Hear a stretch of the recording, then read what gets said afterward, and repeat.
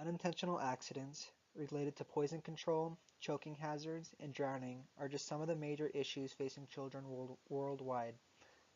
According to the Center for Disease Control, injury is the #1 killer of children and teens in the United States. The CDC also states that for every one child that dies, there are 25 hospitalized, 925 treated in emergency departments, and many more treated in doctors' offices. As indicated by these statistics, awareness must be risen in order to prevent these deaths.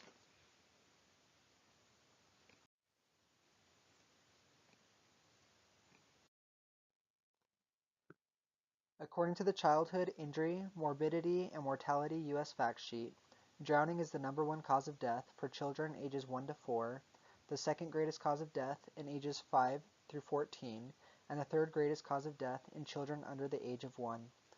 According to the Center for Disease Control, the majority of these drownings occur in home swimming pools. This is usually linked to the lack of supervision around the pool, lack of swimming ability, alcohol usage by supervising adults, and/or lack of barriers such as gates or fences separating the pool area from the home. Other instances of drowning can occur in unsupervised bath time, children playing in the sink, in toilets, inflatable pools, a bucket of water, or any other body of water. According to kidshealth.org, quote, young children are especially at risk as they can drown in less than 2 inches of water. That means drowning can happen when you least expect it, close quote.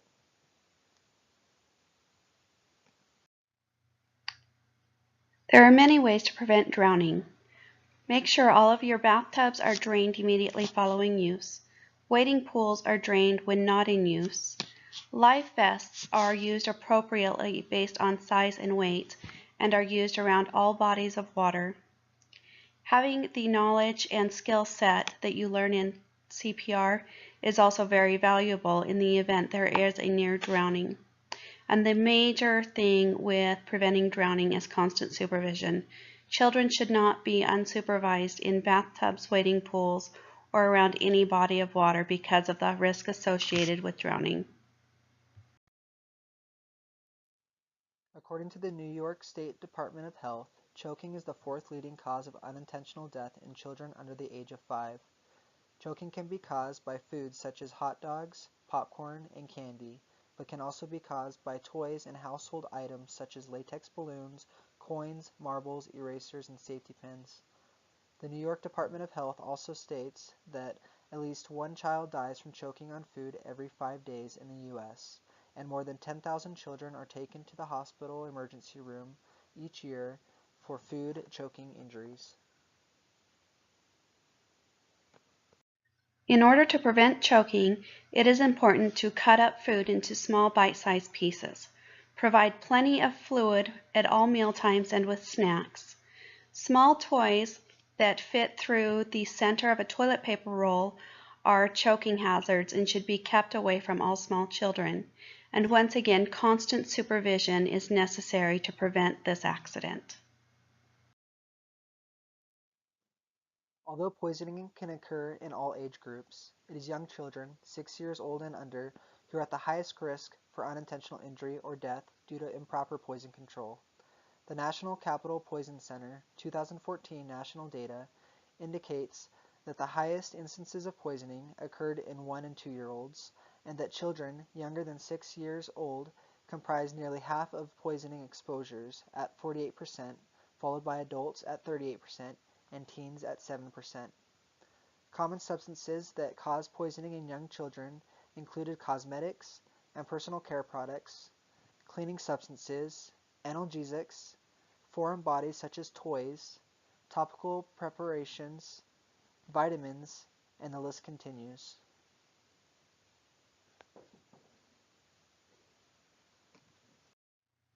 Poisoning is another preventable accident. One of the major sources of accidental poisoning are household chemicals. Make sure these are kept out of reach or in cupboards that are locked.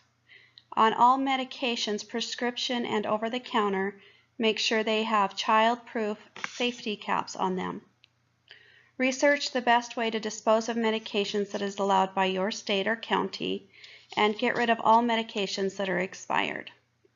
Make sure you have the phone number for poison control close by at all times, and provide constant supervision to children in these age groups at all times. The National Institutes of Health published an article, Economic Cost of Childhood Unintentional Injuries, with the intention of showing the economic impact that unintentional injuries is having on the healthcare system.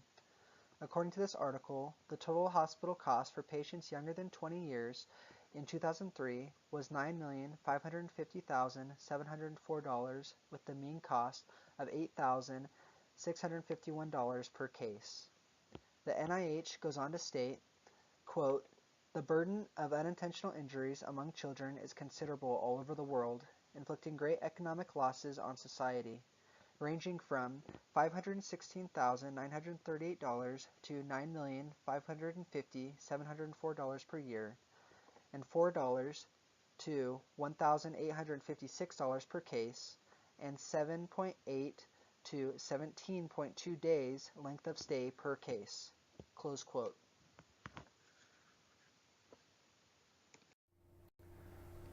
How does the law impact choking hazards, poison control, and drowning concerns in children? The main purpose of laws is to protect citizens from danger. These three risks have been flagged important enough to act rather than just inform the public. With such numbers, both local, state, and federal governments have stepped in to attempt to dampen the high rates affecting younger children. The ways government can do this is through laws, bending and twisting certain criteria, making it mandatory for companies and certain household requirements to be met. These are just a few. CPR is such a critical component in healthcare because it's, and in other professions such as child care centers, lifeguards, healthcare workers, electrical companies, and there's a lot more. But those are just some of the most popular ones that I found. It is such a critical component that can significantly increase a person's chance of survival. According to American Heart Association, the effective nature of CPR has been proven to decrease mortality rates by up to 4 times greater. Here is a fact from the CDC about poison control. Every day there are an average of 300 kids under the age of 19 treated in an emergency room somewhere in America. Issues related to poisonings from medications, marked cleaning chemicals, and other common ingestible household objects. So why is this? Young children have a tendency to be curious, and when a new object is within reach, that curiosity can become tested. How does the law help here? According to law, all companies that produce any chemical drugs or any other harmful or potential hazardous content for anyone under the age of 5 years old must have child-proof lids. In December of 2008, the federal government came with another law that helped prevent kids from drowning. With the majority of the state's laws have established recommendations for household swimming pools, along with requirements for public pools and to have covers installed over all the drains. This movement was designed to decrease drowning tolls every year among children who have sadly drowned due to drains causing a great enough suction to trap them under the water. With drowning being the #1 cause of death in America among children, this law attempts to address this concern. Many laws, including this one, provided were created to assist in the wrongful and preventable death from children reported every year. While these are only laws that decrease the risk of either poisoning, choking hazards, and drowning complications, other factors can contribute to an increase in incidents to choking, poisonings, and drowning. One example will be discussed in the next slide under cultural impact. How can culture affect incidences of choking hazards, poisonings, and drownings among children? Let's take a look at American culture, for example. Today, on average, it is difficult to maintain enough money to support a family off of one income.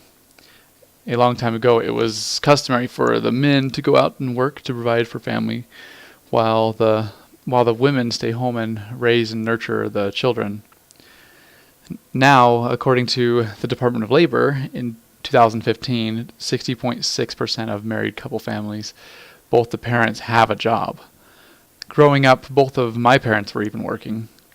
This goes to show that a majority of parents and families with children are working, which can lead to decreased awareness to the children's exposure to elements leading to either choking, poisons, or drownings. There are many programs and resources available to empower parents and other caregivers with knowledge about the dangers that children face in early childhood and how to avoid them. A local resource in the city of Hemet, California is Palm Desert Resuscitation Education. Here they provide hands-on training in resuscitation efforts like CPR and the Heimlich maneuver. Knowledge of how to properly perform these life-saving techniques is critical for parents of young children who are at risk for drowning and choking. Their website is yourcprmd.com. In the state of California, an educational campaign called the Safer 3 Water Safety Foundation is in place that provides year-round educational programs and resources about drowning prevention and water safety, which is a major cause of death in early childhood. Their goals are to raise awareness of and provide resources to reduce drowning risks and to educate the public about the 3 elements of drowning: water, people, and response. They give presentations at elementary schools and provide resources and tools so that community members can teach others in their community. Their website is swimforlife.org. Another source of death and injury in early childhood is from accidental poisonings. The American Association of Poison Control Centers provides a national poison control number that parents and caregivers can call around the clock if they fear their child has ingested something potentially toxic. This number will automatically connect to a local poison control center who will be able to answer questions and give direction as necessary. Their website also offers valuable resources about how to prevent accidental poisonings at aapcc.org.